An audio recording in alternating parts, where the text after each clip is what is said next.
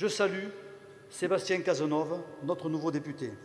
Je salue Madame Dalpozo, représentante de Jean-Sol, sénateur. Monsieur le Président de la Communauté des communes, Pierre Aliagas, avec qui nos liens n'ont cessé de se renforcer, et personnellement, à qui j'adresse mes remerciements pour l'accompagnement et l'écoute dont il fait preuve. Monsieur le Premier vice-président du Conseil départemental, Michel Molly, Madame Parajoli, nos avocats au département qui nous soutiennent, Madame Cathy Floutard, représentante de Madame Carole Delga, présidente de la région. Mesdames, Messieurs les représentants des associations d'anciens combattants, toujours présents aux manifestations, soucieux de faire vivre ce devoir de mémoire. Mesdames, Messieurs les représentants des corps constitués, je salue personnellement les représentants des forces de l'ordre, des gendarmes, très sollicités. Je salue très amicalement le cœur des sapeurs-pompiers volontaires, témoins de nos vies, sur qui nous savons que nous pouvons compter, et les jeunes sapeurs-pompiers en formation, une belle école de la vie. Mesdames, Messieurs les représentants des associations, nombreuses à Banyuls, indispensables à notre vivre ensemble, tellement actives, sans qui rien ne serait pareil. Mesdames, Messieurs les maires, je suis très heureux de voir le nombre de maires qui sont venus, amis, élus, des communes voisines. Votre présence me va droit au cœur. Nous avons appris à nous connaître, à travailler ensemble dans l'intérêt commun et faisons vivre cette communauté des communes pour apporter plus de solidarité dans nos territoires, plus d'excellence. Je voudrais saluer l'ensemble des personnels de la fonction publique, personnel communautaire, exprimer des remerciements particuliers au personnel communal dans son ensemble, à qui je demande beaucoup et qui rendent beaucoup à la ville. Saluer nos deux directeurs généraux des services pour la ville de Banyuls, M. Alain Poursouvir, et le local de l'Interco, notre ami Henri Estève, directeur général de la communauté des communes, sans oublier notre ami Rémi Rouille, directeur des services techniques. Je voudrais également saluer M. le percepteur, ici présent, qui ne va pas tarder à nous quitter. On vous regrettera, M. le percepteur. Et puis je voudrais saluer très très amicalement M. le curé, qui est ici présent aussi. Et je voudrais saluer également les enseignants et le personnel affecté aux écoles pour la qualité de leur travail. Mesdames, Messieurs, chers amis bagnoulins, vous êtes nombreux malgré le mauvais temps. Je savais que les bagnoulins étaient courageux. Vous en êtes à la preuve ce soir. Tout groupe humain prend sa richesse dans la communication, l'entraide et la solidarité, visant un but commun, l'épanouissement de chacun dans le respect de ses différences. Voici une citation qui marque notre état d'esprit. L'épanouissement de chacun dans notre cité à travers la communication, l'explication des actions menées, leur compréhension, le sens de l'intérêt général et le bien que chacun, avec ses différences, peut en espérer. La communication est indispensable exercice de la présentation des vœux aux associations, à la population. Elle permet, et c'est tellement important, notre rencontre. Elle permet effectivement un retour sur l'année écoulée et une projection sur 2018. Je félicite, et vous l'avez applaudi copieusement, Béatrice et Carole qui ont conçu ces images, j'ajoute bien entendu Anthony, de ce film pour le travail et la qualité. Nous y avons tracé les grands événements de l'année. Nous reconnaissons notre ville dans sa diversité, les rires et les sourires de nos enfants, les exploits sportifs, les animations, les gestes de solidarité, le chant des chorales, les commémorations, tout ce qui fait une ville et le plaisir d'y vivre. Car, ne nous y trompons pas, l'essentiel est bien là. Ce quotidien, la qualité de votre vie, la place de chacun, c'est ce qui donne un sens à notre action, ce qui est le moteur de nos projets. C'est l'âme de notre Banyuls que nous devons conserver et protéger. Car une ville sans âme n'a pas d'avenir. Une ville sans projet, pas plus d'avenir. Une ville sans ambition qui ne se remet pas en question, qui ne travaille pas pour les générations futures et présentes, est une ville qui a accepté le scénario de la mort lente. Scénario, vous le savez, que nous refusons. De l'ambition, des projets, nous en avons pour notre ville. Nous travaillons d'arrache-pied depuis notre élection. Rappelez-vous nos engagements.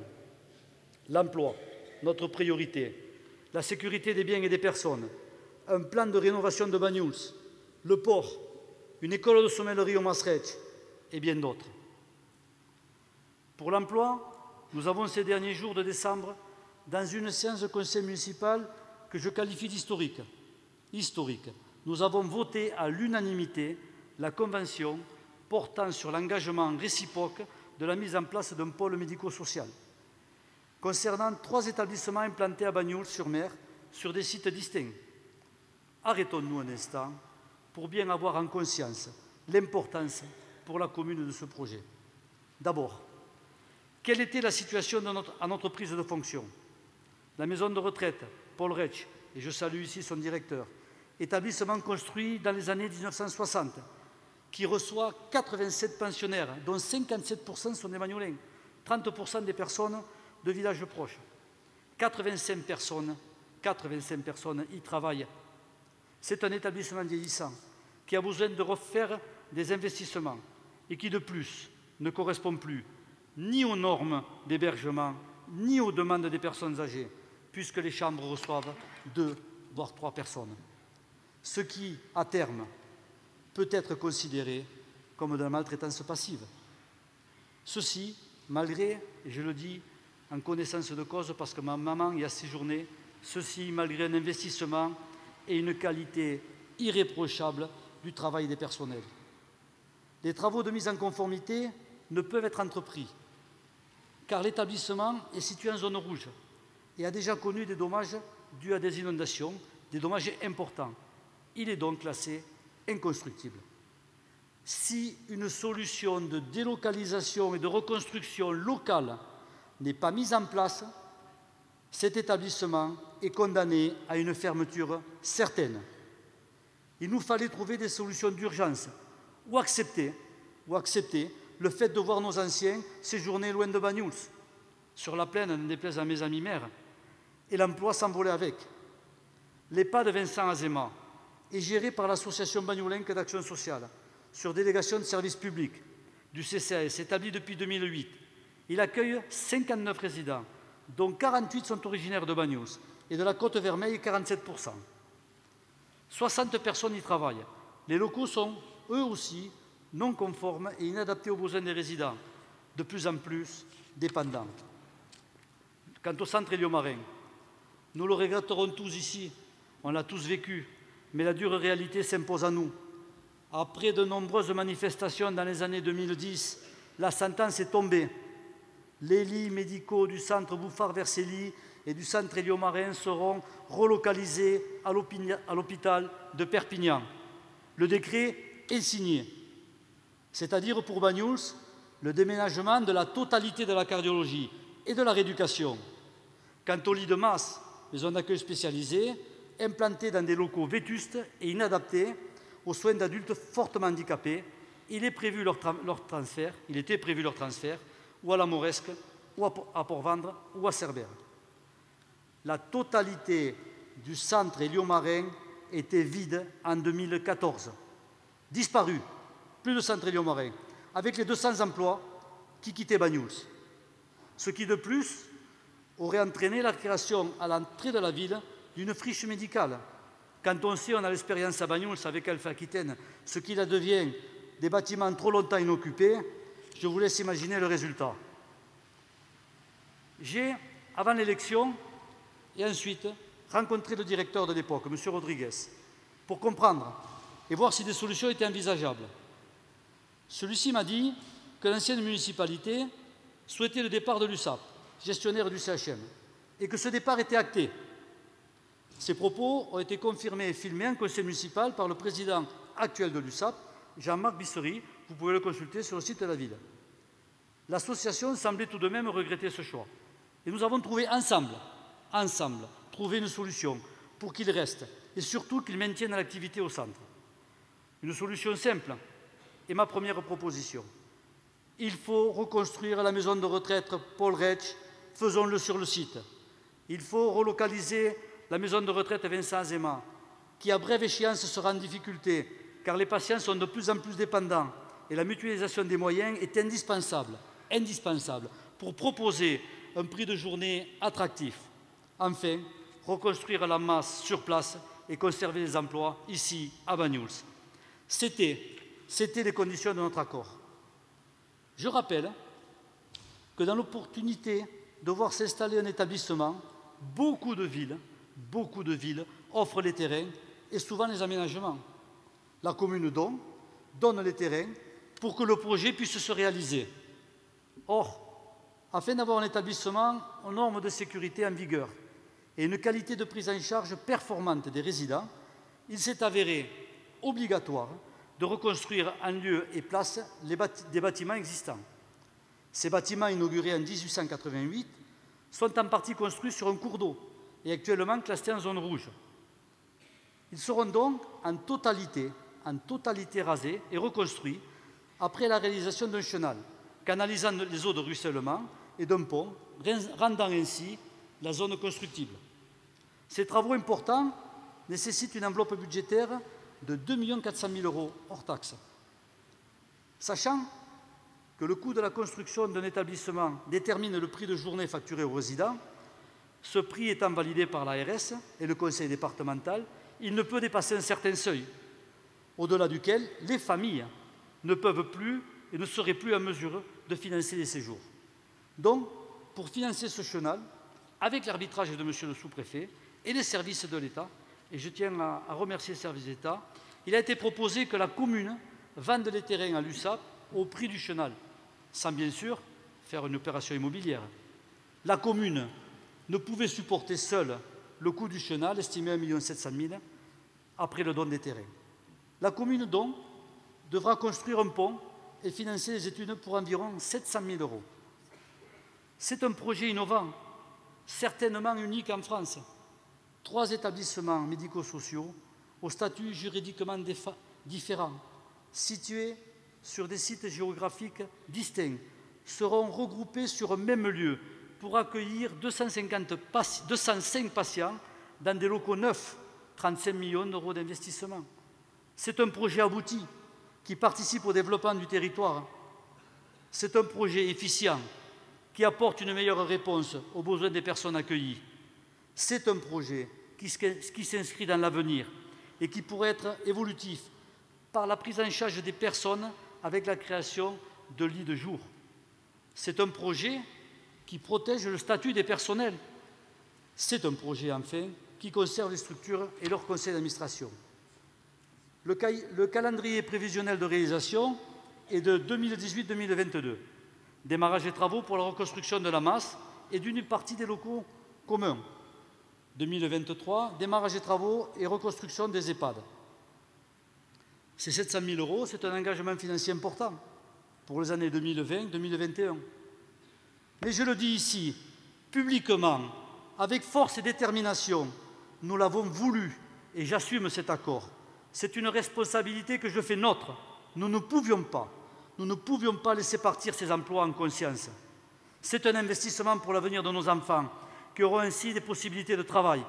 C'est un investissement qui concerne tous les habitants, car, ne vous y trompez pas, toutes les villes qui n'ont pas pu lutter contre le départ annoncé des emplois ont périclité, ont vu disparaître des services publics, des fermetures d'écoles, des fermetures de classes. C'est pour tout le monde. Moins de services, moins d'entretien, moins de sécurité. Les villes doivent se battre pour conserver leur population active à travers les emplois. Elles doivent trouver des solutions. Et ceci est une solution.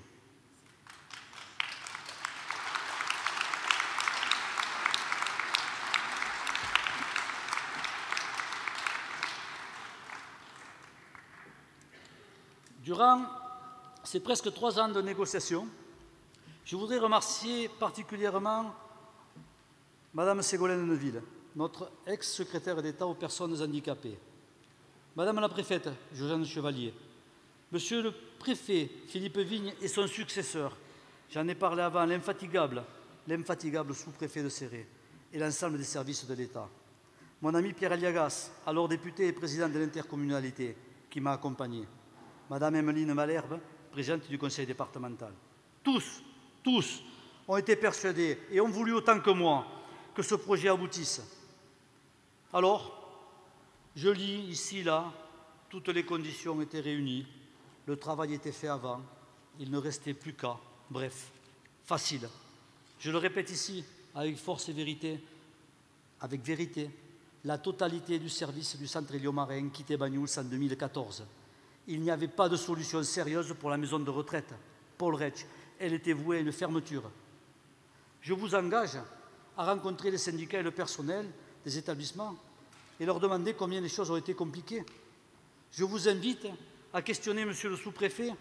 Il vous dira comme les négociations ont été difficiles. Et si je le remercie souvent, croyez-moi, il le mérite. Lui qui a été un modérateur et un fin négociateur. Enfin, je vous invite également, il est dans la salle, à questionner mon ami Pierre Aliagas. N'en déplaise à certains, et je vais me faire un peu plaisir, de droite comme de gauche, nous avons de vraies relations amicales, basées sur la confiance, la défense des territoires. Et c'est peut-être ce qui nous lie, c'est que nous savons d'où nous venons et quelles sont nos origines. En tout cas, nous travaillons bien ensemble, faisant fi de la politique. Interrogez-le à l'apéritif, demandez-lui si lors de la réunion à l'ARS, la réunion fut cordiale, ou comme on dit au rugby, virile mais correcte. Non, moi je la qualifie de violente. Et je ne sais pas encore de nous deux, celui qui fut le plus news. Merci Pierrot, parce que sans toi, ça aurait été très difficile.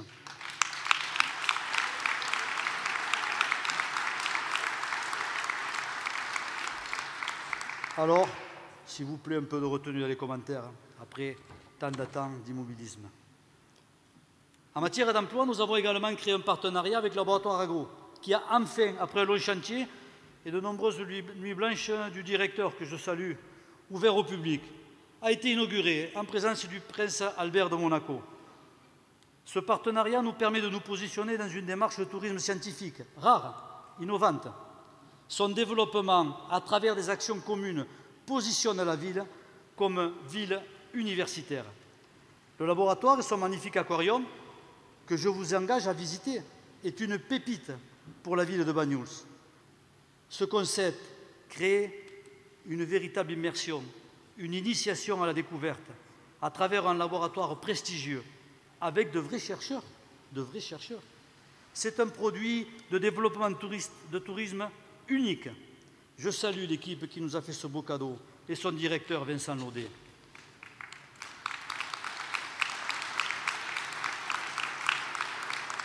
Le laboratoire Agro est aussi un incubateur de nouvelles entreprises, dont une qui est déjà née, Microbia Environnement, qui maintenant progresse, déjà 7 emplois, bientôt un 8e, qui s'installera sur notre territoire, près du labo, pour bénéficier de ces équipements. En matière d'attractivité, nous avons entrepris un vaste chantier de reconquête du centre urbain, pour le rendre plus attractif, plus confortable, pour qu'il reflète notre identité. C'est l'avenue que tout le monde emprunte, au moins une fois par jour. C'est notre rue principale. Les habitants de Banyuls méritent aussi d'avoir un centre-ville rénové et séduisant. Parlons-en un peu. Je vous engage à feuilleter les vieilles cartes postales de Banyuls et vous y verrez que le front de mer était un grand espace partagé, dégagé, où l'on voyait la mer, mais surtout un lieu de rencontre. C'est ce qui a motivé notre définition du projet pour créer cette Rambla. Nous avons souhaité rendre hommage aux Banyulins, nous avons souhaité rendre aux Banyulins l'espace public qui, au fur et à mesure des années, avait été grignoté, squatté, privant la population du plaisir partagé de la rencontre. Nous avons voulu un espace où on puisse déambuler, en dehors de la circulation, directement au bord de la plage, au bord de la mer. C'est un pari gagné, vu du succès en termes de fréquentation cet été. Nous allons donc finir ces travaux par l'aménagement de l'espace autour de l'Office de tourisme, requalifier le mini-golf, dont les gérants, je tiens à le préciser, n'ont pas voulu continuer l'exploitation, malgré mon insistance, alors que des travaux ont été réalisés par l'équipe municipale pour le préparer pour la saison, et j'ai organisé de nombreuses réunions de concertation avec eux. La continuité de la Rambla sera poursuivie avec l'aménagement d'un jardin naturel, le coin des sénateurs, bien à l'ombre, c'est important, pour qu'ils puissent se retrouver. Cela fait partie de notre patrimoine. Et j'avoue, je les ai vus dans la salle, ils sont là, que souvent je vais échanger avec eux. Certes, les matchs de l'USAP sont copieusement rejoués. L'arbitre, toujours contesté. Mais il ne manque pas de sagesse. Et quand la passion du rugby s'est estompée, ils sont de précieux conseils. ils ont des suggestions pertinentes que j'écoute parfois, comme celle de créer un jardin face à la mairie.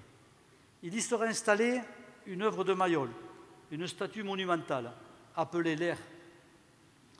J'aimerais lancer une souscription pour son financement. Nous avons déjà contacté la Fondation du patrimoine. Ce serait un beau geste de participation, ce qui fera que Banyuls, patrie de Mayol, ne comptera pas moins de 6 statues de l'artiste. Cela n'est pas négligé, croyez-le. Cela contribue à notre notoriété, à notre politique culturelle. Nous travaillons sur le concept dans l'EHPAD Aristide, qui doit nous faire connaître d'une clientèle férue d'art. Mayol a été un artiste qui a compté dans l'évolution de la sculpture. Il représente l'après-Rodin. De plus, nous allons rénover ce qui était prévu, la montée des arcades, refaire le trottoir jusqu'aux Elmes, qui est en très mauvais état, rendre le cheminement piéton sécurisé. Nous changerons le sens de circulation sur les arcades en le positionnant côté maison, pour que lorsque l'on rentre dans Banyuls, on découvre cette baie que beaucoup nous envient et que l'on doit montrer. Cet aménagement se fait en concertation avec le conseil départemental. Je publierai, et j'y tiens particulièrement, je ne vais pas vous abreuver les chiffres ce soir, je publierai bien sûr le bilan financier de cet investissement dans le bulletin municipal d'avril avec le budget. Je rappelle que cet investissement, comme les autres, est réalisé sans augmentation des impôts locaux.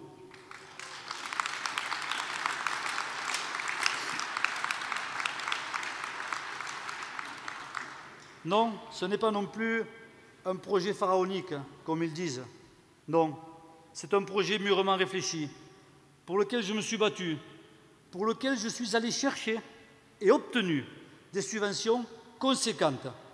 Je remercie très sincèrement la présidente de la région, Carole Delga, qui nous a soutenus sur ce dossier, et les services de l'État. Alors non, vous le voyez, je ne suis pas un pharaon, simplement un gestionnaire qui a écrit avec son équipe un véritable projet de territoire que nous exécutons conformément à nos engagements. Ces travaux seront incontestablement, vu le rapport qualité-prix, si je peux me permettre, un des investissements qui pèsera le moins sur nos finances.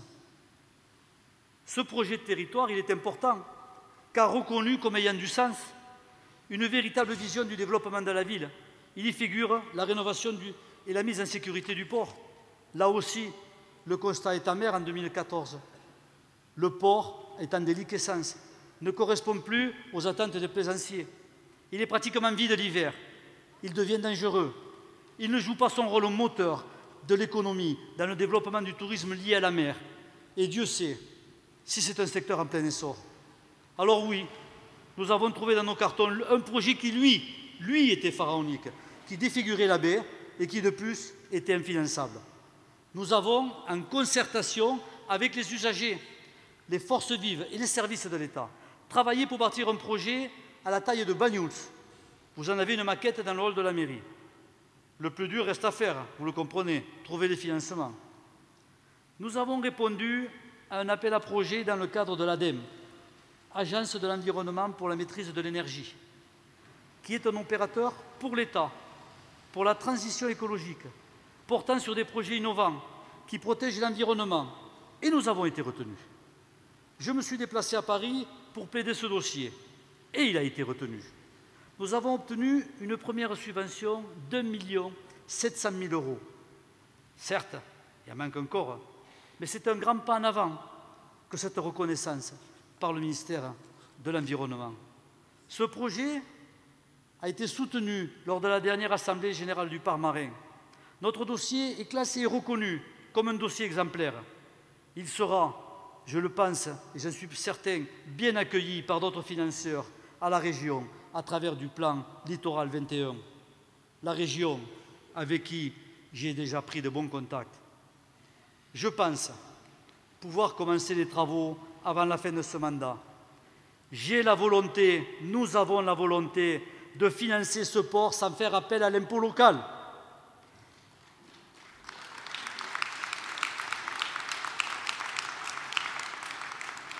Dans notre projet de territoire figure en bonne place le logement des habitants. particulièrement celui de nos jeunes. À quoi bon se battre pour l'emploi si on ne peut pas habiter sur place? 36 logements HLM sont en cours de construction, derrière la caserne des pompiers.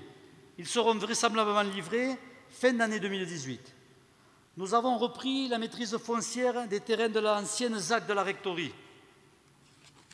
Nous l'avons agrandi pour pouvoir enfin réaliser un lotissement communal relativement important. Plusieurs tranches de travaux sur plusieurs années. Ce lotissement, je vous le présenterai lors d'une réunion publique au cours du deuxième semestre 2018. Sachez, et n'en doutez pas, que c'est une priorité. Il va de soi que ce projet est déjà prévu dans le PLU, plan local d'urbanisme, que nous avons élaboré après une large concertation de plusieurs mois et dont l'enquête publique est terminée. Il sera voté en conseil municipal courant février. Le projet de l'école de sommellerie est maintenant traité par la communauté des communes. Je te remercie beaucoup ce soir, Pierre. Peut-être les gens vont croire des choses, mais je remercie le président Aliagas pour son soutien. Ce projet avance. Il a pris ces dernières semaines une accélération. Il sera bientôt présenté aux vignerons, à la population et surtout présenté à la région, à l'Europe, sachant que le préfet de région a fait une visite sur le thème du laboratoire agro dans un premier temps et sur le centre de sommellerie pour en avoir un état d'avancement des travaux. L'État sera financeur aussi de ce projet. En matière de sécurité, j'ai été amené à remanier la police municipale. Nous avons recruté un nouveau chef, M. Hervé Cléré. Nous avons renforcé les effectifs, diminués par de longues maladies. Nous allons encore renforcer notre système de caméras qui, croyez-le, et nous en avons eu la preuve encore ces derniers jours, rend de nombreux services. Il est préventif. Et je rappelle, pour ceux qui en doutaient, que seuls les gendarmes et les personnels habités peuvent visualiser ces caméras. La sécurité, c'est aussi la communication, la prévention des risques, on le voit en France actuellement, que peuvent encourir les populations en cas de catastrophes naturelles, inondations, incendies, neige et bien d'autres. À ce sujet, la ville est déjà abonnée à un service de prévision météo pointu, Prédic, et va s'abonner à un système d'appel au travers d'un automate qui préviendra les personnes dans des quartiers concernés des risques en cours pour que chacun puisse prendre ses dispositions. Dans le prochain bulletin municipal, vous serez sollicité pour faire parvenir vos numéros d'appel, zone par zone, en toute confidentialité, pour constituer ce fichier. Nous avons un projet de continuer et à rénover nos rues et trottoirs. Cette année, ce sera le tour des Hauts de Banyuls, le quartier du Pardal et de ses alentours. Les sportifs ne seront pas oubliés, puisqu'un padel sera construit pour les tennisman. Le clubhouse sera mis en chantier au début de l'année au stade. Ces dossiers feront l'objet de demandes de subventions, notamment à la région. Madame la représentante, vous avez bien fait de venir. Je veux remercier particulièrement Michel Molly pour son intervention efficace. Nous allons, en partenariat avec le conseil départemental, grâce à un financement partagé, moitié-moitié, enfin finir le goudronnage de la tranche manquante de la route des Mas, entre le pont de la Forge et celui du Mas-Axer. C'était une promesse de Madame la Présidente, promesse tenue. Des travaux de modernisation de notre vieux camping sont en cours sur son budget propre. Ils doivent lui permettre d'être un atout pour la réception de nombreux touristes et une force pour Banyuls. Enfin, si nous sommes réunis dans ce gymnase, c'est qu'enfin, les travaux de rénovation du toit de Banyuls, de Bartisol, sont en cours. Ils seront terminés avant cet été. Vous avez découvert, avec Clémentine, une nouvelle application liée à la ville qui va être mise en place, pleine de renseignements, de facilités. N'hésitez pas à vous l'approprier. Vous l'avez compris, beaucoup de travail que l'on peut accomplir seul. Je voudrais saluer le travail effectué par les élus de mon équipe municipale, leur participation, leur implication, souvent dans l'ombre. Ils sont nombreux à se déplacer pour assister, représenter la ville dans de nombreuses commissions d'attribution des logements sociaux, communauté des communes, services incendies en sous-préfecture et tellement d'autres. Une satisfaction, et je les salue, de voir nos conseils municipaux sereins, où le dialogue est présent. Nous travaillons tous dans l'intérêt de Banyuls. Un remerciement appuyé à l'équipe municipale qui participent activement à la réussite de ce projet de territoire. Ils sont très motivés.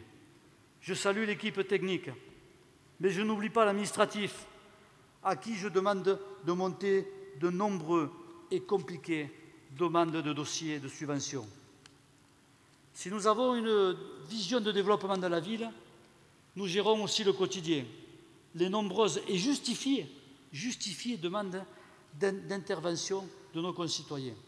Le groupe des comités de quartier, 60 personnes environ, se réunit 4 à 5 fois par an et produisent un travail remarquable. Grâce aux enseignants, et je salue les jeunes filles, il n'y a eu que des filles cette année au conseil municipal des enfants, nous avons pu mettre en place un conseil municipal d'enfants qui lui aussi nous fait avancer et nous apporte un œil différent sur nos propositions. Je voudrais remercier chaleureusement les bénévoles des associations pour leur engagement, leur travail. Vous êtes le moteur de cette ville. Grâce à vous, elle devient plus humaine, plus près des habitants, plus juste. Vous êtes des personnes formidables. Merci et continuez s'il vous plaît.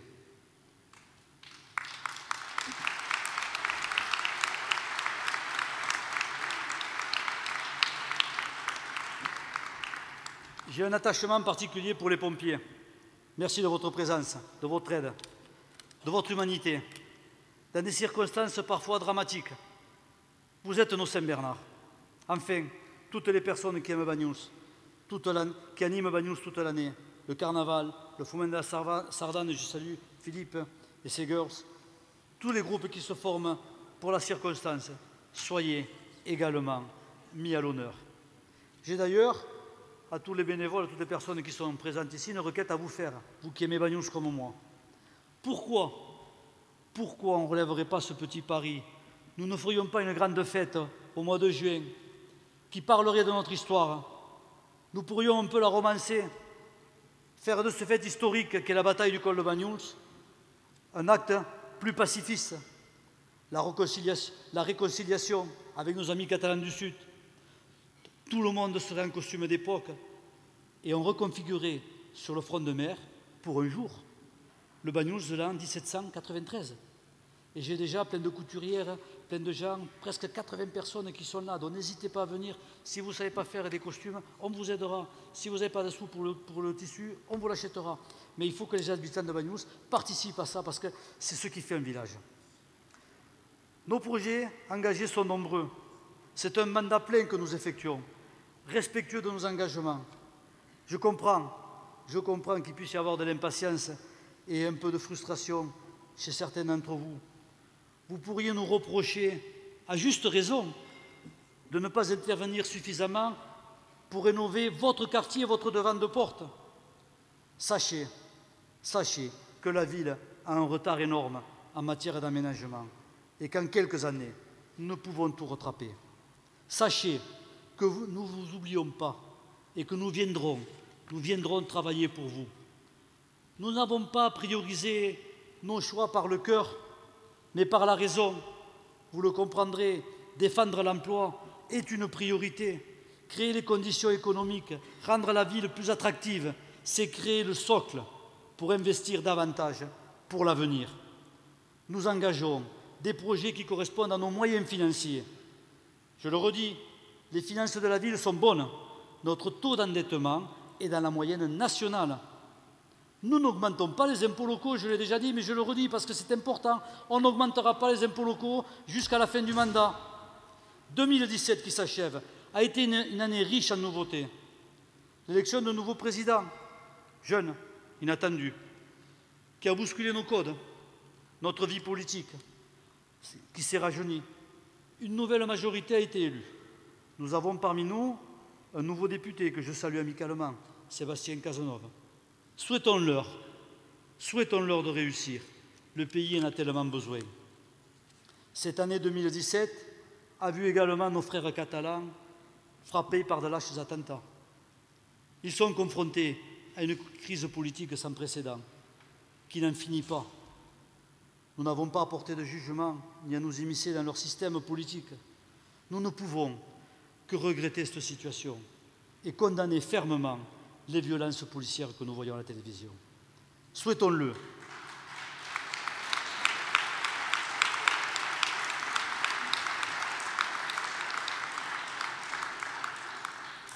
souhaitons-le, de retrouver le chemin du dialogue et de la sagesse. Chers amis, pour cette année 2018, je vous souhaite autant de bonheur que possible. Une bonne santé, vous le savez, notre bien le plus précieux. Je vous souhaite un esprit plein de fraternité et de solidarité, d'avoir une pensée pour ceux qui sont seuls ou dans la souffrance. Que 2018 soit une grande année pour notre ville, que chacun, avec nos différences, nous y trouvions notre bonheur. Oser demain, c'est de ne pas avoir peur de l'avenir, c'est s'y préparer avec confiance, avec énergie. C'est cette détermination, cette force que je voudrais vous souhaiter de partager collectivement. Vive Banyuls, vive la France, vive la République.